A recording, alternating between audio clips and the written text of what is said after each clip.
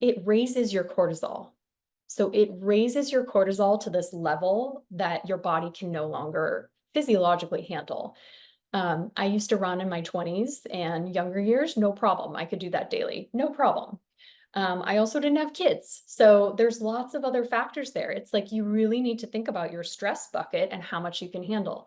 Now, all this to say, we absolutely have, ultra marathon runners in our community of women in their, late 30s, early 40s who are thriving, but they had to really adjust their lifestyle to minimize that stress because it is such a stressor on the body.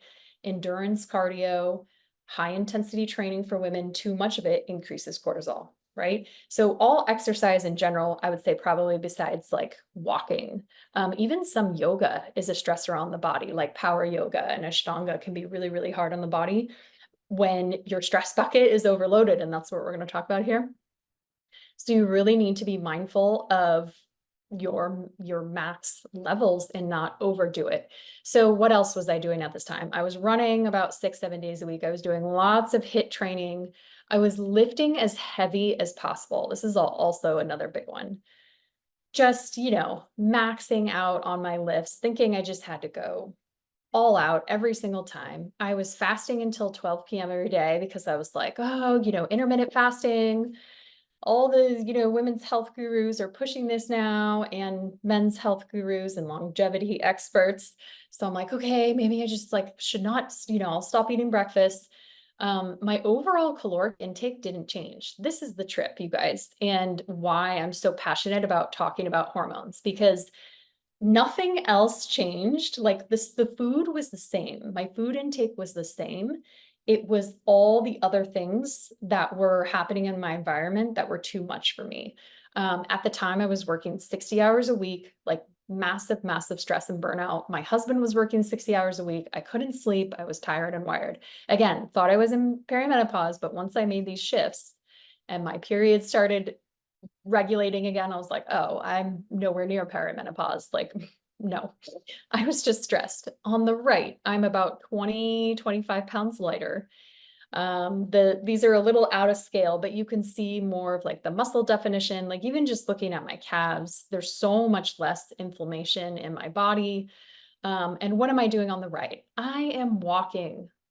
That's about it. My main cardio every single day is walking.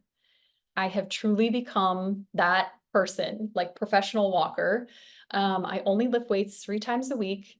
I rarely do a high intensity training. Sometimes I'll do that towards the end of my weightlifting, like when, workout towards the end, we call it like our finisher. So just a little bit of plyometrics, like nothing crazy. Definitely no more running. That is a hard no for my body. Like my body sent me that signal loud and clear. Sleep is my number one priority, besides family and whatnot. Sleep is like, I prioritize and protect my sleep like nothing else, because we're going to talk about here why that is and why it's so important. And then I really started, as I got deeper into educating myself about hormones, I really started focusing on my circadian rhythm and syncing up with the natural light of the sun. So this is hugely important, and we're going to talk about why, because your hormones are tied to light signaling through your eyes. The only thing I changed up about my food intake was meal timing. So I started eating breakfast, high protein at breakfast, like first thing, within 30 to 60 minutes of waking up. And then I stacked all my calories during daytime hours, which, come to find, that's when you are most insulin sensitive. So that's when your body is primed to digest and put that food to use instead of storing it as body fat. So if we are eating past sunset, we're really like messing with the hormones that we need to produce for restful, restorative sleep. So with all of that taking into account, I saw this massive change. Inflammation dropped, weight loss, mood stabilized, period better. Like can't even, I'm a different person, like hands down. And so again, this is why I'm so passionate about discussing this, because so many women are kind of being brainwashed right now into thinking, oh, I'm in perimenopause, like this is it, and there's nothing I can do about it. That could not be further from the truth. So let's get a little nerdy just for a second and talk about hormones. So when most people are talking about hormones for women, we're really stuck at the bottom. So we're really focused on like sex hormones, like estrogen. Do I have an estrogen dominance or progesterone deficiency? What you need to know, a takeaway from this slide, is that first and foremost, you have to get your stress and your cortisol in check.